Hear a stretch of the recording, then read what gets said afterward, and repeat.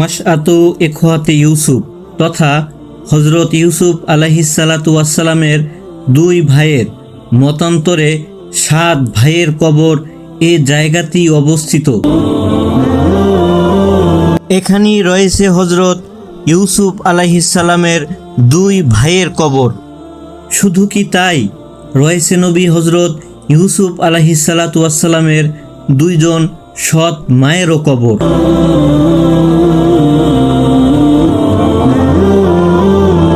সুপ্রিয় দর্শক ও শ্রোতা, আমন্ত্রণ জানাচ্ছি আজকের পর্বে প্রাচীন পৃথিবীর সভ্যতার দেশ মিশরের রাজধানী কায়রো থেকে সুদীর্ঘ 2500 বছর ধরে যার পথ চলা।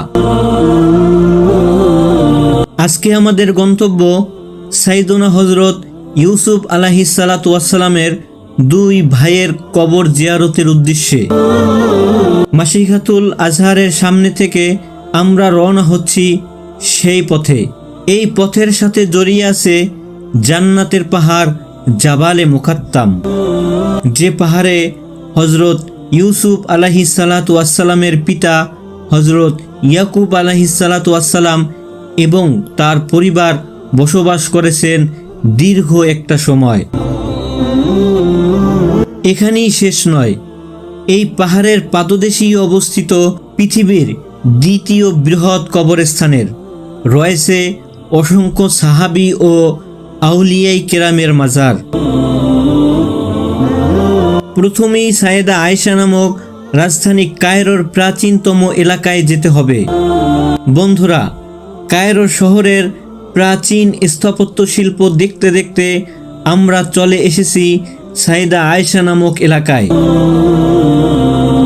এখান থেকেই মূলত বিভিন্ন মহামনীষী ও অজ্ঞাত লোকদের কবরস্থানের শুরু। আর এ কবরস্থানের বিশালতা এতই বড় যে সেসব জায়গাগুলো ঘুরে দেখতে হলে দিন বা মাস লেগে যাবে। আসসালামু আলাইকুম ওয়া রাহমাতুল্লাহি ওয়া বারাকাতুহু। সুপ্রিয় দর্শক শ্রোতা বন্ধুরা, দেশে প্রবাসে কাছে ও দূরে যে যেখান থেকে দেখছেন সকলকে আমন্ত্রণ জানাচ্ছি ইতিহাসের আতুর ঘর মিশরের ইতিহাস, ঐতিহ্য, সভ্যতা ও সালতানাতের স্থপতির উপর নির্মিত আমার ডকুমেন্টারি ভিডিও পর্বে।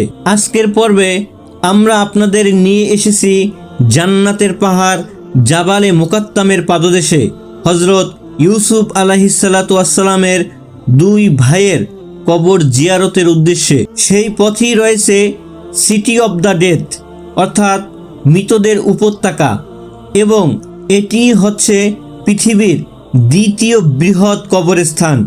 মূলত এ পথ দিয়েই আমাদের সেখানে যেতে হবে। আজকে আমরা এসেছি জান্নাতের পাহাড় জাবালে মুকাত্তামের পাদদেশে। এখানে রয়েছে পৃথিবীর দ্বিতীয় বৃহৎ কবরস্থান। এই জাবালে মুকাত্তামের পাদদেশেই রয়েছে হযরত ইউসুফ আলাইহিসসালাতু ওয়াসসালামের দুই ভাইয়ের কবরস্থান। এই দুর্গম কবরস্থানের মধ্য দিয়েই মূলত আমাদের সেখানে যেতে হবে। কবরস্থানের অভ্যন্তরে প্রবেশ করছি। কবরগুলোর শুনশান নিস্তব্ধতা কিছুটা আতঙ্কিত করেছে, যেখানে হাজার হাজার লক্ষ লক্ষ কবর একসাথে রয়েছে। মানুষের জীবন কতটা ক্ষীণ আর কতটা ঠুনকো তা এই কবরের পাশে দাঁড়িয়ে অনুভব হয়েছে হাড়ে হাড়ে। শত শত হাজার হাজার বছর আগের কবরগুলি অযত্ন অবহেলায় পড়ে আছে, যেন দেখার মতো কেউ নেই। কবরে নেম প্লেট থাকলেও কিছু কবর অজ্ঞাত ও নামহীন পড়ে আছে। এই কবরগুলোর পাশ দিয়ে অতিক্রম করার কালে মনকে একটি প্রশ্নের উত্তর দিতে ব্যর্থ হয়েছি। আমার কবরও কি এভাবে অবহেলায় অযত্নে পড়ে থাকবে?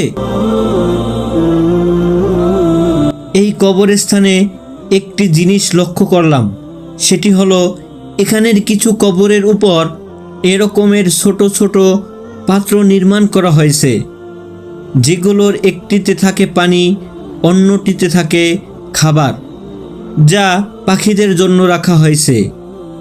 এগুলো থেকে পাখিরা খাবার ও পানি গ্রহণ করলে এই কবরে যিনি শায়িত রয়েছেন তার রুহে সদগায়ে জারিয়া হিসেবে সওয়াব পুষবে। এখান থেকে বের হয়ে টুকটুক নিয়ে আমরা রওনা হয়েছি সাইয়েদনা হযরত ইউসুফ আলাইহিসসালাতু ওয়াসসালামের ভাইদের কবর জিয়ারতের উদ্দেশ্যে। অবশেষে আমরা আমাদের সেই কাঙ্ক্ষিত গন্তব্যে এসে পৌঁছেছি। আজকের পর্বে আমরা আপনাদেরকে নিয়ে এসেছি সাইয়েদনা হযরত ইউসুফ আলাইহিসসালাতু ওয়াসসালামের ভাইদের কবর। আপনারা যে কুব্বতটি দেখতে পাচ্ছেন, অর্থাৎ যে গম্বুজটি দেখতে পাচ্ছেন, এর নিচেই শায়িত রয়েছে সাইয়েদনা হযরত ইউসুফ আলাইহিস সালামের দুই ভাই। হযরত ইউসুফ আলাইহিসসালাতু ওয়াসসালাম যখন মিশরের শাসক হয়েছিলেন, তখন আস্তে আস্তে তার পরিবার সুদূর ফিলিস্তিনের কেনান থেকে তারা মিশরে এসেছিলেন। তারই ধারাবাহিকতায় এখানে তাদের মৃত্যুর পরে হযরত ইউসুফ আলাইহিসসালাতু ওয়াসসালামের 3 ভাইয়ের কবর রয়েছে। দেখতে পাচ্ছেন, এই হচ্ছে সেই ঐতিহাসিক জাবালে মুকাত্তাম, যার পাদদেশেই রয়েছে সাইয়েদনা হযরত ইউসুফ আলাইহিসসালাতু ওয়াসসালামের ভাইদের কবর। বন্ধুরা, চলুন আমরা আপনাদেরকে নিয়ে এই জায়গাটা ঘুরে দেখি এবং জানার চেষ্টা করি এখানে হযরত ইউসুফ আলাইহিসসালাতু ওয়াসসালামের ভাইদের কবরের সন্ধান কিভাবে পাওয়া গেছে। এই কবরস্থানটি আবিষ্কারের ও চমকপ্রদ ঐতিহাসিক ঘটনাও রয়েছে। চলছে ফাতিমীয় খেলাফত। তৎকালীন মিশরের এক প্রখ্যাত বুজুর্গ রাতের বেলায় দুরূদ শরীফ এবং সূরা ইউসুফ তিলাওয়াত করতে করতে হঠাৎ ঘুমিয়ে পড়লেন।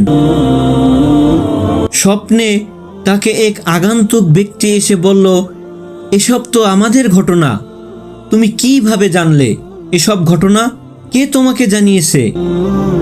তখন বুজুর্গ ব্যক্তি বলল, মহান আল্লাহ তাআলা বিশ্বনবী সাল্লাল্লাহু আলাইহি ওয়াসাল্লামের প্রতি নাজিলকৃত আল কোরআনের মাধ্যমে জানিয়েছেন, আর আমাদেরকে মহানবী সাল্লাল্লাহু আলাইহি ওয়াসাল্লাম জানিয়েছেন। বুজুর্গ ব্যক্তিটি আগন্তুক ব্যক্তিকে প্রশ্ন করল, আপনি কে বলছেন? আগন্তুক ব্যক্তি বলল, আমি রুবেল ইবনে ইয়াকুব ইবনে ইসহাক ইবনে ইব্রাহিম আলাইহিসসালাতু ওয়াসসালাম।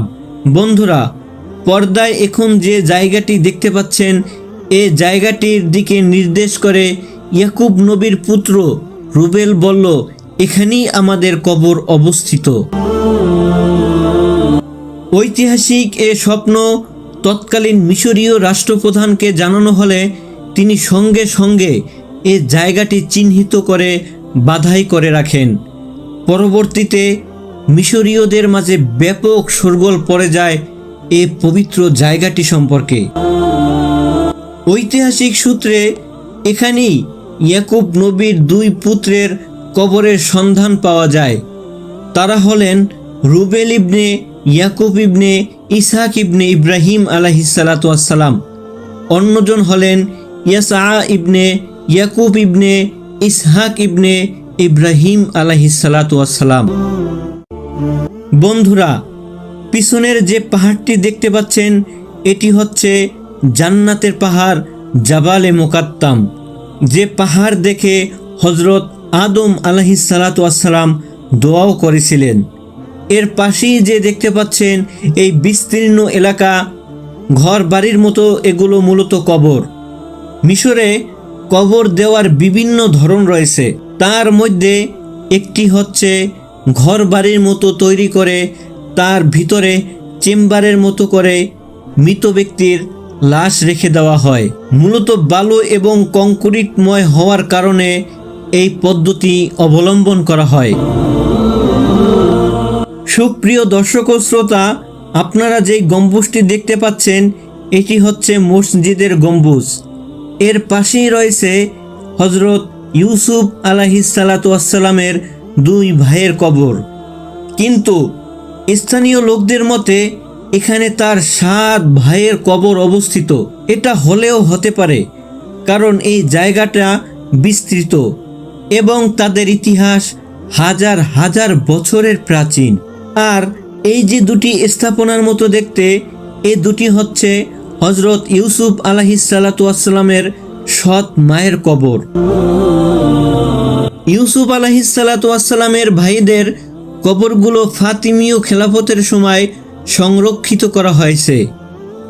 তবে কোন শাসকের অধীনে এটি সংরক্ষিত করা হয়েছে তা সুস্পষ্ট কোনো তথ্য পাওয়া যায় না।